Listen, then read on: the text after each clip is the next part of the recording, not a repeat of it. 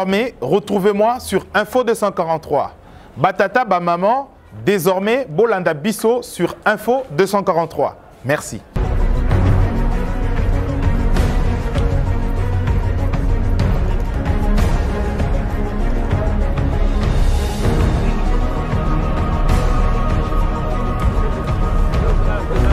Merci.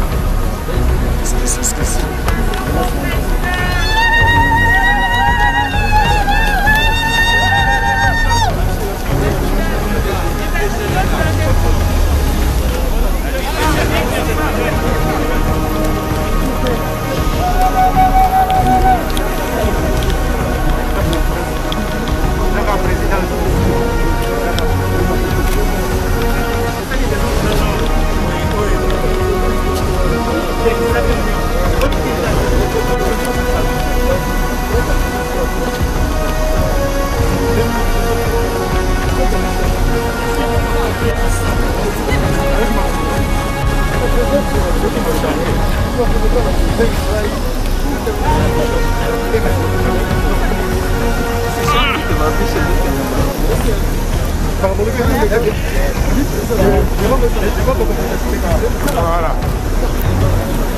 C'est un sentiment de joie immense que les Quinoises et les Quinois ont traduit par... D'ailleurs, ils se sont mis le long de l'avenue du boulevard Lumumba, et là où le président va passer, pour le saluer, pour les féliciter.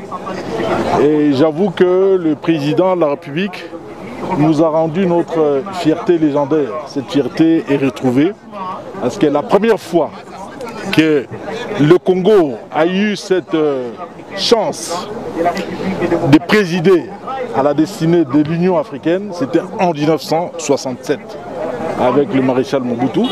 Et 54 ans, jour pour jour, le président Félix-Antoine Tshisekedi vient de reprendre ces flambeaux-là. Donc pour nous, c'est un motif de fierté immense. Comme je l'ai dit, c'est une fierté légendaire retrouvée dans les chefs, non seulement des Quinois, mais aussi de tous les Congolais. Et j'ai dit chapeau bas au président, à peine arrivé au pouvoir, 2 ans après, jour pour jour, il reprend le flambeau de l'organisation de l'Union africaine. Voilà, c'est-à-dire que nous, Congolais, nous sommes environ 80 millions d'habitants. C'est-à-dire que tous les Congolais sont des présidents de l'Afrique en miniature. Tels que vous êtes là, vous êtes des présidents de l'Union africaine, en miniature. Hein. Président de la République, effectivement, c'est l'alpha, lui, c'est le président de la République. Nous autres, nous sommes des petits présidents de l'Union africaine. Tel que vous êtes là, vous êtes journaliste, bien sûr, mais président de l'Union africaine en miniature. Mboka na biso Congo est juste sous présidence de l'Union africaine. Donc vraiment, ils allaient mokolo esengo mingi pour na Congo et pour l'Afrique mobile. Est-ce que c'est pas une charge de plus pour lui, d'autant plus qu'on a assez beaucoup de programmes ici? C'est pas une charge de plus. Vous savez, quand Dieu vous donne une mission, il vous donne aussi la provision pour vous. Il faut considérer que c'est plutôt une chance, une opportunité qu'il faut saisir pour faire entendre encore davantage la voix de la RDC. Monsieur Bati, vous pouvez voir quand la formation du gouvernement? La formation du gouvernement dépendra du chef de l'État. Il a tout entre ses mains. Soyez patients, je crois que ça ne va plus prendre beaucoup de temps.